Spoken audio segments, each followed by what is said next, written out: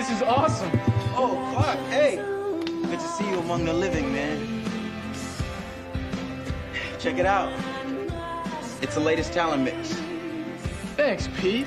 Good to see you all among the living. Hello, everybody, and welcome to the Talon Mix. It's a Smallville recap podcast. I'm Brian. Zach's here. Podcast time.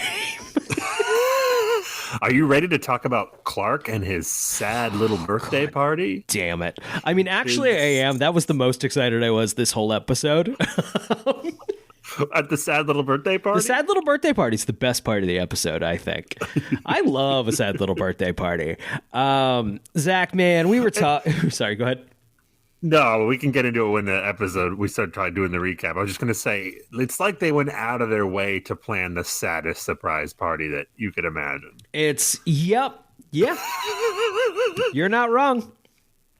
Man, not to just start the podcast off on a bummer, but I think we're both hitting a pretty reasonable Smallville burnout of this episode and the next episode. Both I don't think are bad. I think they're actually pretty good episodes, and I don't care. Yeah, I think I texted you. I can't tell if these are good or bad episodes. Yeah, because I'm burnt out. I'm burnt out on just Smallville. Burnt out, and I think they're pretty good. Here's the problem: it's not a new high. You know, it's right. Yeah, this is good, but we've seen this level of good before. Oh, that scene was good, but we've seen better. I mean, it is like this episode is the penultimate episode of the season, and it is definitely like, okay, things are happening now. Right. We're close enough to the end of the season. We can actually start moving some chess pieces around with a little more frequency. So stuff is happening. Stuff's happening. I can just tell, like, logically, this is decent storytelling. Like, right. I'm just tired. Tired. It's Michael and Tom are not going to make it this far. Grow the fuck up. If you believe they're going to make it this far, you're a fucking child. Oh, no, Brian, they are going to make it this far. If you listen to an episode, you would know the amount of ad money they're getting. Yeah, right. And those $100 Patreon subscriptions. It's like 50% ads, that show. It's an hour show, and it's a lot of ads to hear two guys not remember a lot about filming an episode of Smallville.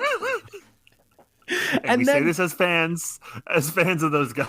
As fans who are disappointed with the recap podcast, I think it's fair to say. I think we're the ideal target demo, and gotta say, we got some notes. It's good when they bring guests on, yes, who also worked on the show.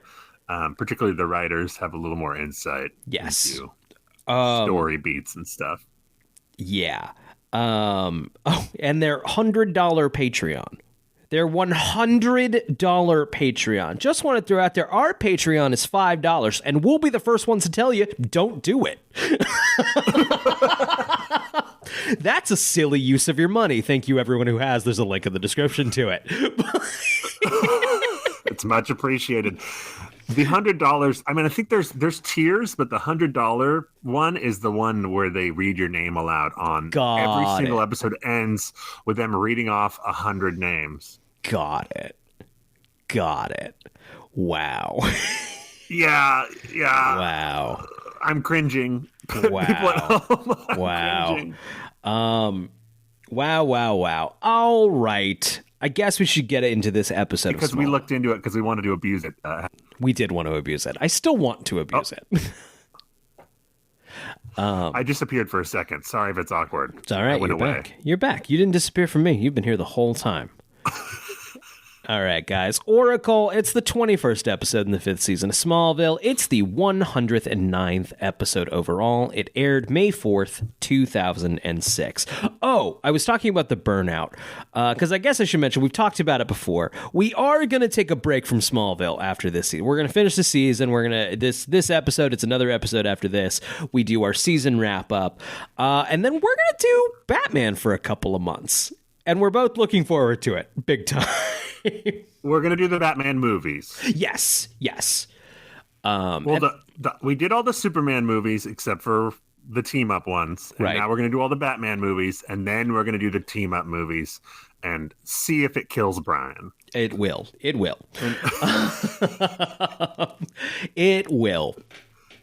But I think that's going to be a good palate cleanser. We've been watching Smallville once a week, every week for a couple of years now, and we started doing this in 2020, and I think it'll be a good little break. It'll take us a couple months to get through all of them, so it's effectively going to be its own little season of the show, and I think it's going to be even when I was watching it on the air. It wasn't every week. They took breaks in the middle of the season. You had 3 months off, right? In the summertime, right. Absence makes the heart grow fonder. I think we are determined to finish this fucking podcast. We're finishing. We will finish it. We will finish it. We We just need a little break, recharge our batteries, right, and then we'll be ready to go for season 6 in this terrible Lex-Lana relationship that we're going to have to live with for that season. Oh, I think it bothers me less than it bothers you, and I'm still like, oh. So, okay, I'm going to hop into the recap here. I am, of course, reading directly from the Smallville wiki, smallville.fandom.com. On Clark's 19th birthday. This is a 27-year-old man. You 19 cannot give me specific ages here because I'm officially just in like 20s mode. He's supposed to be 19 years old. This is his first year out of high school. Fucked. He's gonna be working he's gonna be like a major contributor at the Daily Planet in like 2-3 years, Brian. Son of a bitch. So it's Clark's 19th birthday. Martha, Lois, and Chloe give him the saddest surprise birthday party ever. It doesn't say saddest in there. That was an editorial addition. So I did like the bit with the cake. They present a cake. It's a Nietzsche cake. Blue frosting, red text on it. It's... Lois made Clark a birthday cake, and it looks bad. It's slumped weird, and Clark is kind of a dick about it. She made you a cake, bro. She took the time out of her day to make you something. I don't care if someone makes you something. It's like a little kid. You fucking hang that shit up. You know 1,000,000%. You nail that cake to your wall, Clark. Come on. It's my wife has teased me in the past. She has made me a cake or two for my birthday, and occasionally making a cake, it's kind of hard. Occasionally she's like burnt the bottom, yada yada, and I will still be like, no, it's great. I don't even say. It's like, you don't have to. Please stop. Please stop. I'm not going to eat it. Please stop. I'm like, this is great.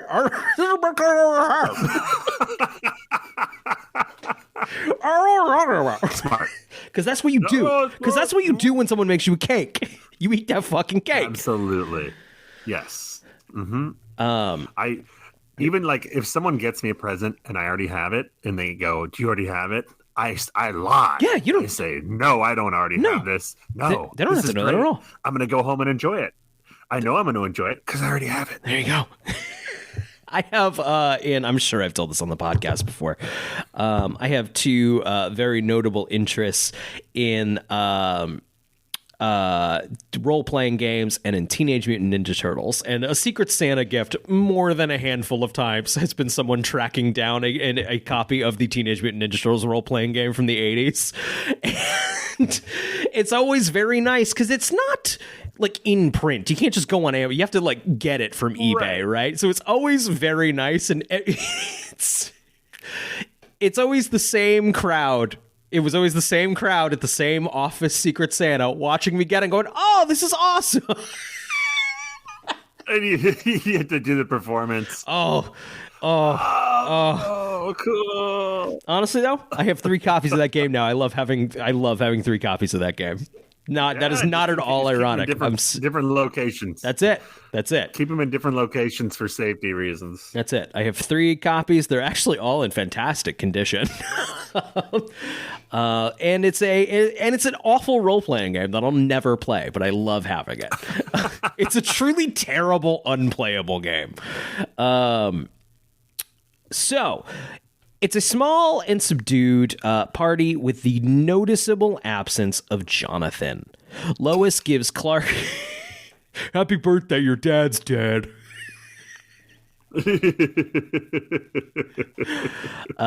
Lois gives Clark a diary. It's a Nietzsche diary. Did we need two things that were red and blue? Is this supposed to be like start writing because you're going to be a reporter? Is that also in the mix? Or that's interesting. That's lame, but it's interesting. That would suck if they did that. That's, you know what? That's too much. No, that's too much work for a Nietzsche moment. They usually make them real easy to get. Right. That said, prop department had to make this because it's a red leather with like blue. The outside pages are blue.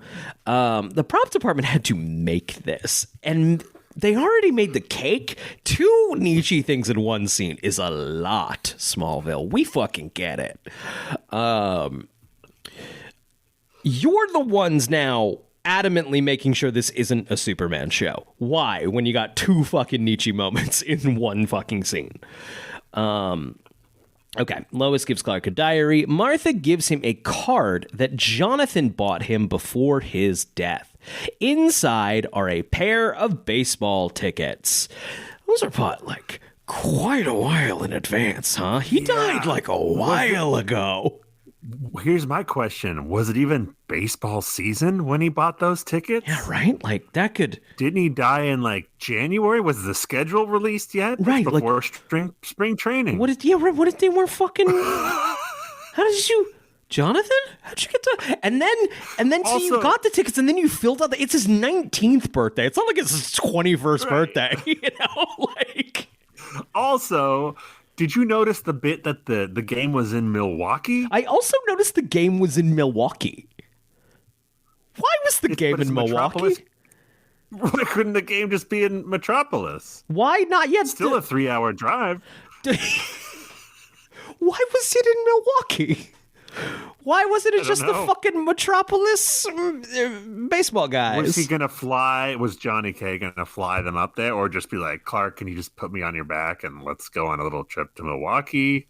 If you're going to go on a trip to see a baseball game, why are you going to fucking Milwaukee? The famous baseball city. I've never been to Milwaukee. I'm sure it's a lovely place. I'm sure. No, it's probably a piece of shit. Don't fucking humor the Milwaukee listeners.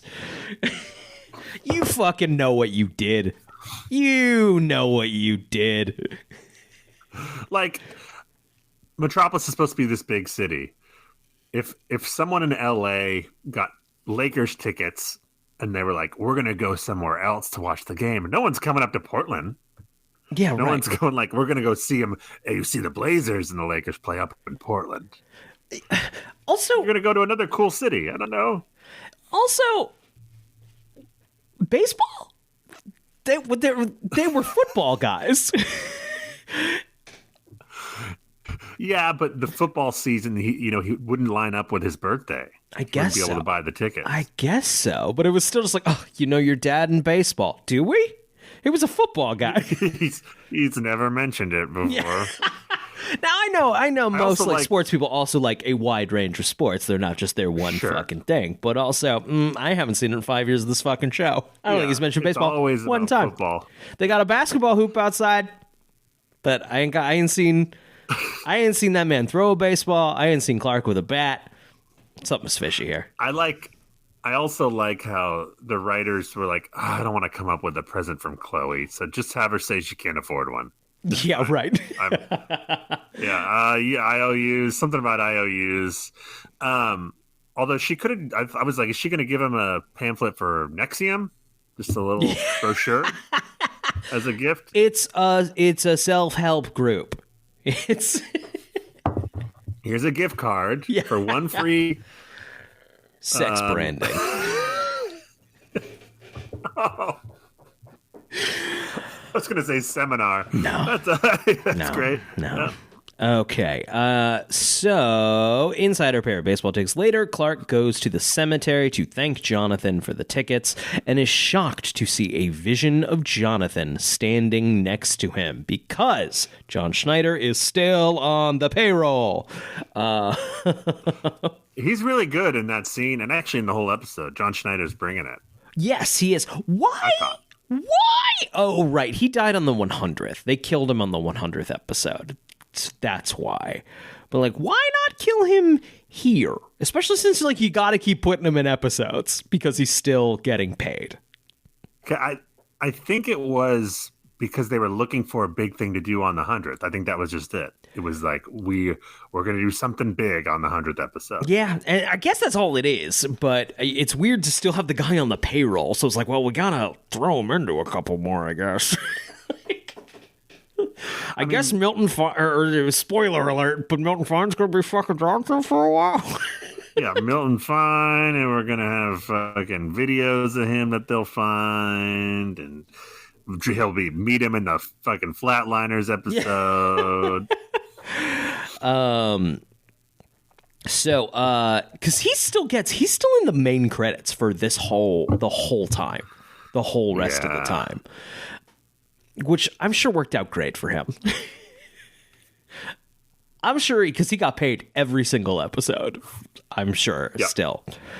Okay.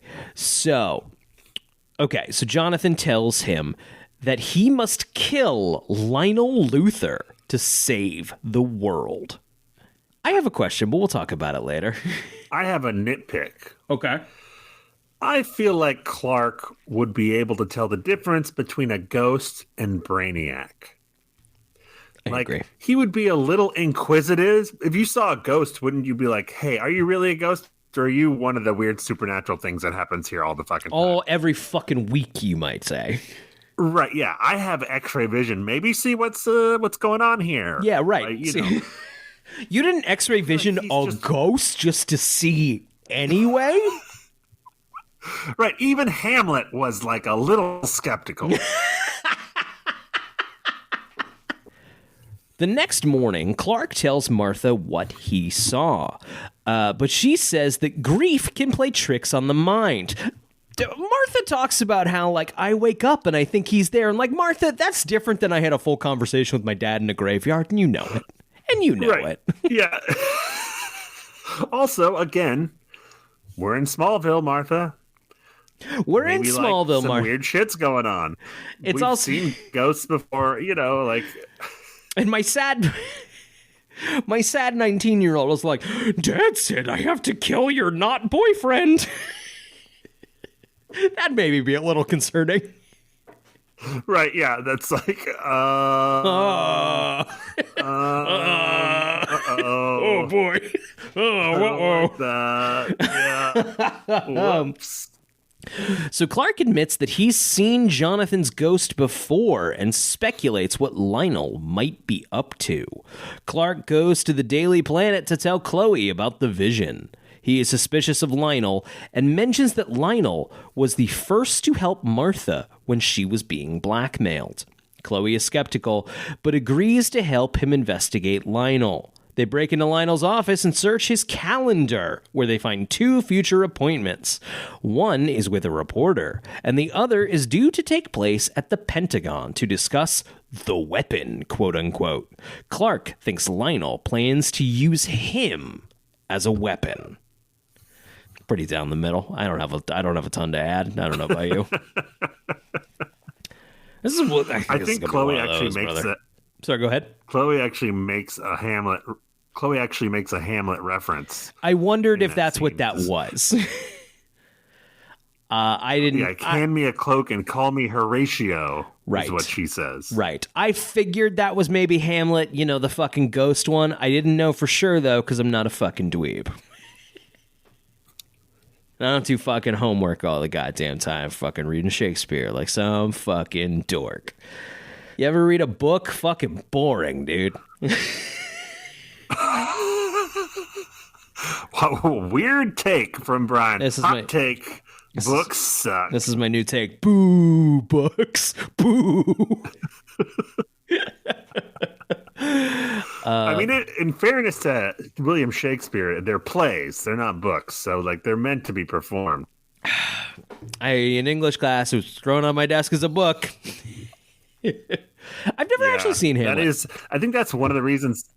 That's one of the reasons people fucking hate Shakespeare. Yeah. It's because that's how they're taught it. And it's like, this is not the way to do that.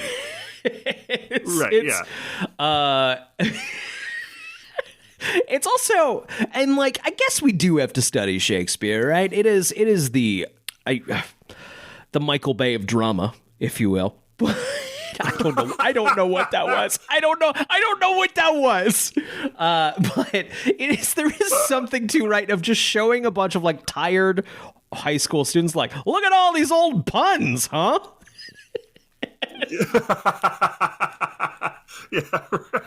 Wordplay based on a bunch of cultural assumptions you have no fucking clue about. It's pretty funny, right? Well, yeah, it's like, it's tough to come to a high schooler with this. It was the influence for everything that you like, and it's like, okay, I don't fucking care. In your high school, like, I don't give a shit. Like, whatever. Right now, as an adult, you can appreciate it and be like, oh, look at this. This is right. This is setting the groundwork for so many other things. 1,000,000%. High schooler, it's like fucking snore. It's I like performatively very much liked it more than I ever actually did. You know what I mean? Because I was, to be clear, a huge dweeb. When we read Hamlet, it was senior year, and I was old enough to appreciate it. I was like, oh, this is kind of cool, and it's a revenge story, so that helped. I don't know. Gosh, maybe we did do Hamlet. I remember doing Julius Caesar. That one's kind of boring. Yeah, I thought it was kind of cool. I was a freshman, but also I was being a little performative about it, about thinking it was cool. I mean, there is an assassination, so that's fun. Right. I don't remember maybe we did do Hamlet. Fuck, I don't know. Okay, Lionel arrives in Lex's library and questions his frequent trips to Honduras. Lex brushes off his question, even as Lionel tries to warn him that Milton Fine is involved in something much more dangerous than Lex realizes. Lex is unconcerned and leaves Lionel alone. Suddenly, Lionel goes into a catatonic state and begins scribbling Kryptonian symbols furiously. Love a Lex Lionel scene. Well, as I was kind of saying before, we've seen higher highs on the Lex Lionel stuff, but it's still good. Sure. Yeah. It's like when you catch a really good band on tour and it's like they just played the previous night, so it's fine. It's fine, but they didn't like blow the doors off the place or anything. Right. Ultimately, did you feel like? Sorry, go ahead. Yours is probably more interesting. I was going to say, did you feel like we missed a step with this Milton Fine storyline? Like, I feel like this episode was like, hey, by the way, I've been creating this vaccine for him. This whole time. Did we really talk about that before? I don't remember that. Yeah, it's. I feel like it's a little like. Oh, kind of wish we thought of this a little while ago. Oh, it's kind of, we'd have to go back and change some shit. But, like, we need some stakes here. So, okay. Yeah. This is definitely the, let's gear up for the finale. Let's just do some exposition dumps. Right. Well disguised in a Lex Lionel, tit for tat. Right. And I wonder if maybe they intended to introduce more and then there just wasn't fucking time. It's 42 minutes, you gotta keep it moving. Lois runs into Lana. It's like the opposite of the Stone storyline, because the Stone storyline, they just brought up every single fucking episode in that season, even though nothing was happening. Oh, God. And this one, it's like Milton Fine will pop up every, 5 episods and be like... Right. It's... Oh, by the way, this, here we go. Right. And you're right, it's opposite Stones, because, there was a dedicated 6 minutes, no matter fucking what. Right. Fucking Stones. The fucking Stones. They are that bad. That's like the ones even like the creators are like, man, that was bad. It's that fucking bad, dude. Yeah, and it came in our favorite season, maybe. I know, and they just blew it. Imagine how good it would have been without the stones. Lois runs into Lana at the Talon and guesses that she is buying coffee for Lex. Lana tries to deny it, but Lois offers an ear. Lana and Lois wind up having a 3-hour conversation on the status of her and Lex's relationship. Bechtel fail. Yep. There's a bit here of Lana or Lois calls Lex Lana's boyfriend, and Lana goes, "He's not my boyfriend." And it's just the biggest. Lois is the same. Sure, that we all do. Yeah. Sure, if that word no longer means the things it thinks we think it means. Okay. That's cute. Okay. Later, Lana meets Lex at the Luthor mansion, and Lex admits that he is involved in something top secret and dangerous, but he trusts her. He takes her to his laboratory and explains that he has been collecting deadly viruses to develop a super vaccine to protect a person from any disease. Lex could have stopped COVID. Wouldn't have been an issue. There's a lot of vaccine talk in this episode. And next episode. I think this is the one where Milton Fine says the words, "It's a vaccine. What harm could it do?" And I was just like, I just feel just so much 2006. You were in 2006. The vaccines were just the thing that made polio go away. I just like that Milton Fine is like, it's a ridiculous thing to be skeptical about a vaccine. Yeah. And I was like, half of America just said, "Hold my beer." Yeah, sir. Right. Which, to be fair, he's an evil alien. And his plan, I guess we find out his plan this episode, yeah? Or is that next episode? Mm-hmm. But he wants the only one. He's going to take the only vaccine. But it's not even a vaccine, Brian. Oh, right. We're spoiling next week. We're spoiling. Got it. I watched both episodes together. I have no fucking clue. I was playing Duke. Oh, wait, no, that's later this. That's what I think. Me too. We watched them back to back. Yeah, it's later this one. Okay. He and Fine believe that the black ship is the first of many, and the vaccine could save mankind from potential invaders, as long as the invaders are germs and not laser beams. Or super strong guys. Okay. However, he admits he is suspicious of Fine. He shows Lana satellite photographs of Fine in Honduras near another black ship. A photograph taken a fraction of a second later shows Fine has disappeared. Lex and Lana speculate that Fine might be an alien too. Lana tells him that when Lionel was in a trance, he told her of the alien's weakness. I wrote down for that scene, I hate Lexana. It's bad, man. I hate them, and the further we get into it, the more I hate them. I've officially surrendered to it. I think. I'm sure that'll come. That'll come for me too. I just hate their dynamic so much. I was over Clark and Lana a long time ago. I think we both were. Yeah. But that didn't mean let's bring in Lex and Lana. It's the heat. The heat was gone from Clark and Lana, right? It had become room temperature. Yeah. It's Lex and Lana is ice cold. This is it's just a creepy. It just dynamic. Feels creepy. I just don't like it. Again, even take the age thing out of it. Take it out of it. I still get weirded out by the dynamic and don't like it. Yeah. There's a fundamental power imbalance here.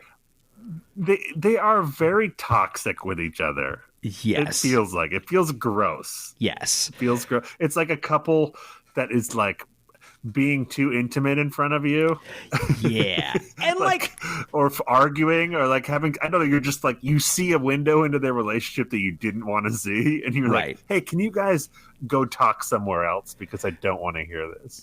Now, surely there's an element that someone can claim that that's a little bit intentional, right? Of like, you're not supposed to feel like great about this, but certainly I sure wish it was more compelling on my television. It would be a lot more compelling if they were like kind of sexy together. You know what I mean? Yeah. And they are not at all. I think they both annoy me when they're together. Separately, they don't, but they annoy me. Good point. Martha arrives home one evening to find a voice message from Lionel. As she is listening, she sees a vision of Jonathan in the living room. He asks her if she is in a relationship with Lionel, but Martha denies this and tells him how much she misses him. Jonathan tells Martha that Lionel is dangerous and must be eliminated, and alludes to Lionel being responsible for his own death, as in Jonathan's death. Martha is shocked, but when she presses for more details, the apparition disappears. Jonathan appears outside the porch, and it is revealed that it is in fact Fine, who is posing as Jonathan. Is there something I missed? You tell me Fine can't go, like, kill Lionel Luthor? Is there a reason he can't? He's got all Clark's powers. Figure out. He's a robot. He's a fucking Terminator. Why do you need Clark to fucking do it? Is that addressed? No, I don't think so. That's a great question. I didn't even think about that. Because it's not like next episode, spoiler alert, where he has to use a special knife to whatever with Lex. Fine could just go snap Lionel's neck, right? I literally don't see why not. He wouldn't even see it coming. Done. Those are my snapping neck noises.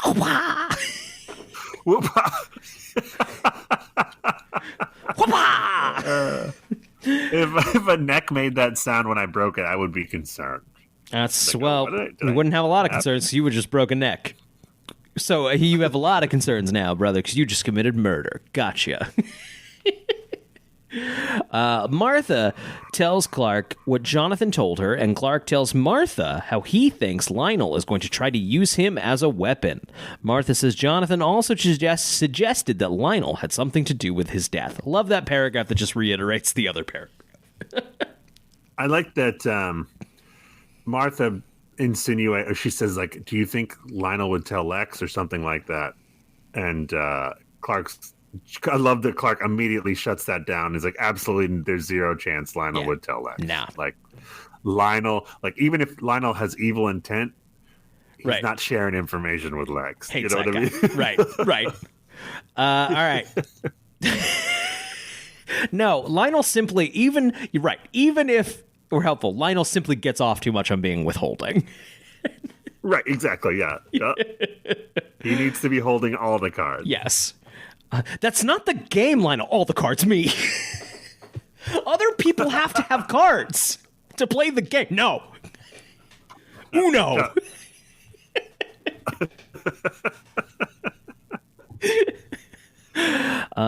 Fine meets Lex at the mansion and tells him that he knows he's being kept out of the loop on Project Mercury.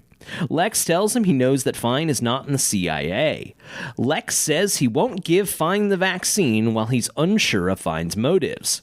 He opens a lead box to see if Fine has a meteor rock vulnerability. Fine is nonplussed and simply informs him that he is not Kryptonian, but he was made by them. He forms a T2 blade with his arm, holds it up to Lex's throat, demanding that Lex turn over the vaccine. Yeah, that's what happened. That do be how it happened.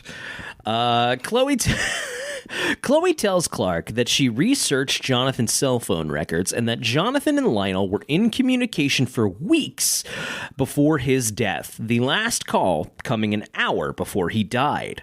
Clark realizes that Lionel was present the night he died and tells Lionel to meet him at the barn. Lionel tries to explain his and Jonathan's communication, but Clark is convinced that Lionel killed Jonathan in an attempt to control Clark into becoming a weapon. Wiki, you can... We appreciate the detail. It's our whole show. Oh, boy. It's not the wiki's fault if the show keeps reiterating. I guess you're right. It is in fact what happens. Okay, he is too emotional to listen to Lionel's explanation and beats Lionel up as Jonathan once again appears at his side, encouraging him to kill Lionel. Lionel counters that Jonathan would never want Clark to kill anyone. Clark gains some clarity, and you couldn't get that. You couldn't put that together yourself. You need fucking Lionel Luthor to tell you that, brother. Clark gains some clarity and blasts the vision of Jonathan away with his heat vision. They fight, and when Jonathan gets the upper hand, Lionel approaches in a trance. He touches Jonathan, and the apparition morphs back into Fine and then disappears. Lionel comes out of his trance, not knowing what just happened, and Clark looks on in confusion. Question. Yes. This is sticky. Is that memory loss? Because someone else is channeling him. Good question. Why not? Sure. I mean, yeah, I do feel like we counted it before when people enter other people's bodies. I'm not too conflicted on this one. I'd give it. I think there's precedent. Okay. Because we haven't been keeping track every time he's been in a trance, but he specifically does say, what happened? Yeah. What's going on? Right. Fuck. That's a good point. Do we just now, there now precedent that we have to keep track of every trance? I don't want to keep track of every time he's in a trance. No. We're not going to do that. No, Yeah. Okay. Lionel takes Clark to his office, and Clark tells him that Fine is not a Kryptonian and that he's already been destroyed twice. Clark asks Lionel how he... hold on. Yes. This is amazing. I don't remember. They're in the barn in Metropolis. In the barn in Smallville with that scene with Fine. Right. Then the next scene with them, they're talking about things that they would definitely have talked about right after that happened in his office in Metropolis.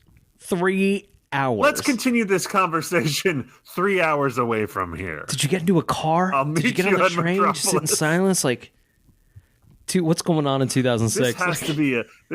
This has to be a piggyback situation where Clark's like, hop on. Right. Just get on. We'll talk about it. Right. Wouldn't the barn be the best place to have the conversation? You could still keep talking here, right? You don't have to go all the way to Lionel's office. It's are they just in a car and it's 2006. I'm trying to look. I don't know. You heard of Barack Obama? I don't know. People say he's got a chance, but I don't know. He gave a really great speech at that convention. Everyone says, I don't know, president, maybe someday. Yeah, they're just driving silently in the car. Clark occasionally. Not yet. Clark occasionally. Yeah, he was No. Lionel's got his opera music or whatever the fuck he's listening to. Clark can't get a word in because every, opera moment, Lionel's just this is my shit. This is my shit.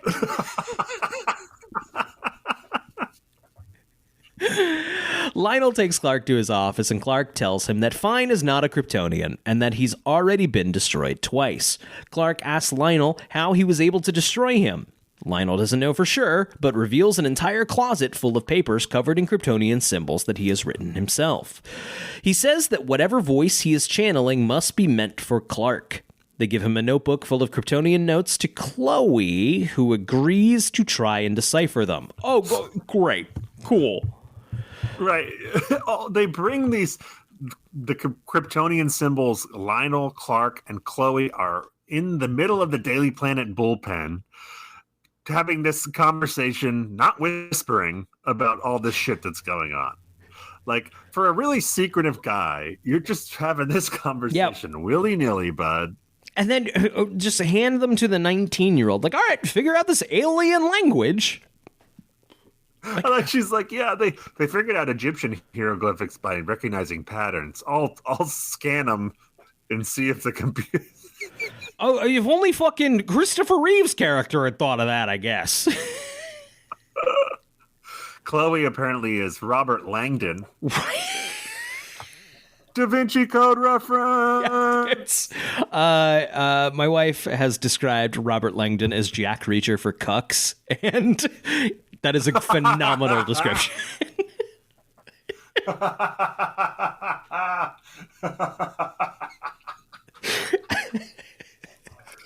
It's probably difficult for anyone listening who wasn't alive or like old enough at the time to understand how much of a fucking phenomenon those stupid fucking books. And like I read the Da Vinci Code like everybody else. I had a good time reading it. I think I even liked the movie enough at the time. They're so fucking dumb, guys. They're so fucking dumb, and they were so popular. But like, if I made that joke circa 2008 or whatever, everyone would have got the reference. You're exactly right. You're exactly right. If I said Robert Langdon, people would be like, oh, topical. I know exactly who that is. I just read that book. That's the guy from that book. That we all like, except for the people who are real mad at it. They made that into a movie when it was like all popular, and then they did Angels and Demons like a year or two later, and it was, you know, kind of still in the consciousness. And then like several years after that, they made the third one, and everyone's like, stop it, just stop. We're done. So I'm done with this. Emily has affection for these books, and like much less so the movies. So Emily's got some. We had just started dating. Like, we were not dating long when that third one came out. And she's like, I have a lot of affection for them. I want to go see this? Do you want to go? And like, we were still like very early on. Like, I would have done it. Like, I don't want to fucking see that. I don't want to do that at all. That's no, thank you. I had no idea they made one of those. I'm generally on the ball with like movies and stuff, and I have no idea what the fuck. Watching the trailer for that third one, I was like, ooh. Why? Yeah, what are we doing? Didn't they make a TV show recently of it? They did. I don't think it made it past its first season. It was Dan Trachtenberg who did that second Cloverfield movie, which was very good. He also did Prey, which is pretty good. But I watched the pilot. It was not for me. My wife watched the rest, and she was. Oh, she stuck it out. She was a tepid enjoyer of it. She had it on while she was like working and stuff, and I don't think I would say she didn't hate it. Did she hate it less than the movies? I don't know. I don't. We didn't have extensive conversations about the Robert Langdon, Dan Brown. Oh, I had a question for you. Yeah. Since she missed an episode this season. Yeah, we got to make her do because she was busy being a mom.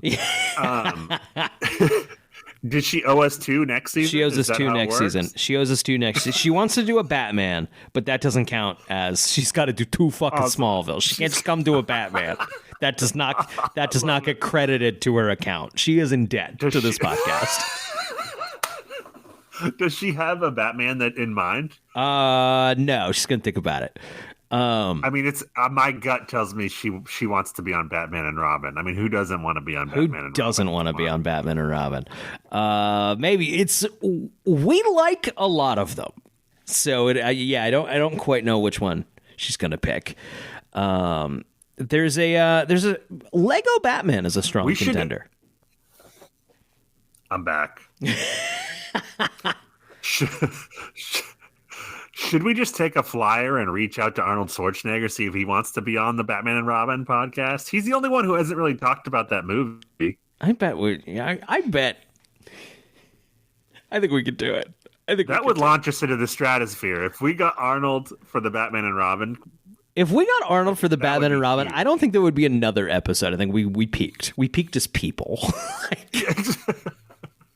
Right, we just kill ourselves afterwards. And it was like, all right, well, Arnold, hey, this was a pleasure. We'll let you know when it's out. All right, anyway, gotta go die. What was your motivation for this scene, Arnold? Well, I was really cold and angry at Batman. Your Arnold's actually pretty good. So I think you need to do the whole podcast as Arnold.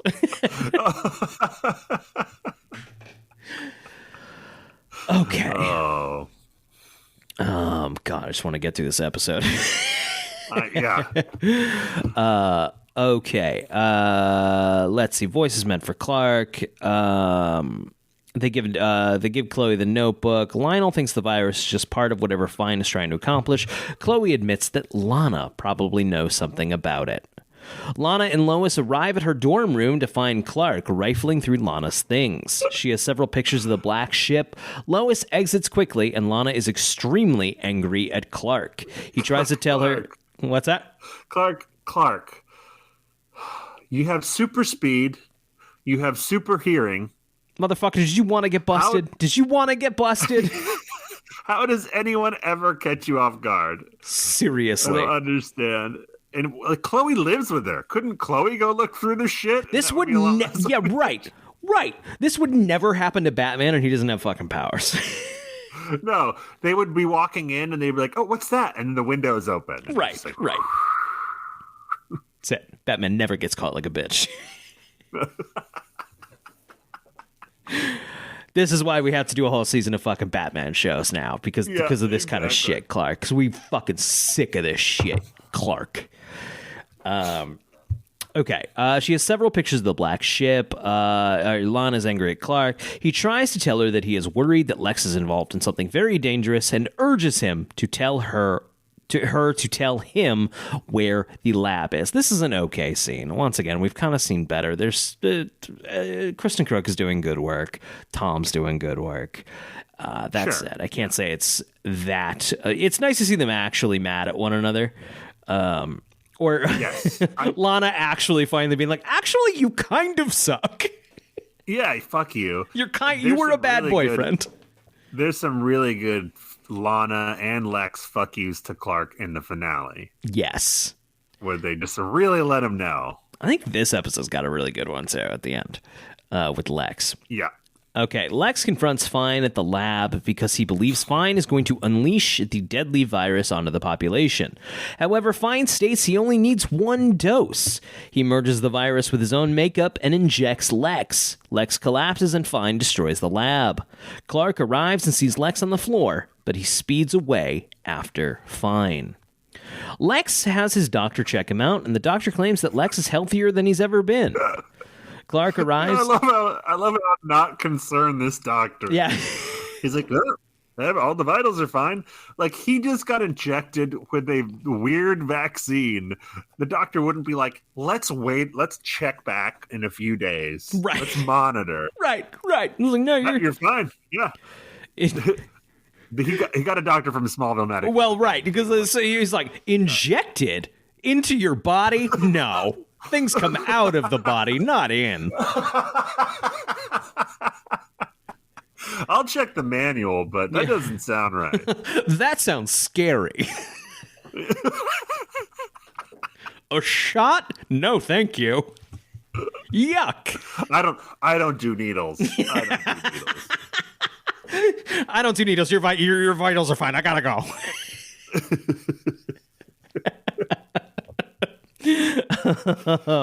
So Lex is healthier than he's ever been. Clark arrives and tells him that he should have listened to Lionel. Lex defends his actions, saying the vaccine will help people. He admits he doesn't know where Fine is, but tells Clark that he crossed the line by going through Lana's things. Lex and Clark argue, and Lex points out that Clark lost Lana by himself. It's a good scene. It is very good. Yeah. Lex, Michael Rosenbaum's doing good work here. A little vaguely threatening. Yes. Yeah. I mean, he probably wouldn't be making that threat if he knew that Clark had those powers. Right. Hey, man, I know you could kill me with your thumb, but don't let me find you sneaking around this apartment anymore. Lex could do some shit. Maybe not physically to Clark, but Clark could make some bad things happen. No, for sure. Or Lex can make some bad things happen, is what I meant to say. Who cares? Lionel arrives at the Kent farm and admits to Martha that he did indeed talk to Jonathan the night he died to tell him that he knew Clark's secret. Lionel claims that Jonathan was so angry he didn't let him explain.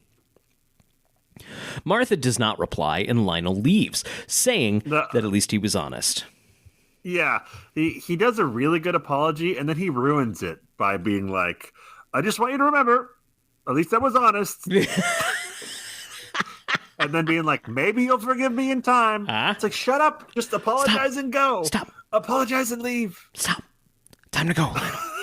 It's time to go. Lana visits Lex and admits that things were awkward between them. She suggests that they stop discussing Clark. She asks him why Fine ordered the vaccine destroyed.